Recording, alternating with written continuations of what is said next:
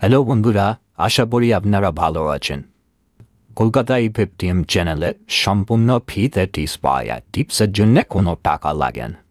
আর যে সকল বন্ধুরা নতুন এসেছো, প্লিজ চ্যানেলটিকে লাইক করো, সাবস্ক্রাইব করো আর বেল আইকনটি অন করে দিন।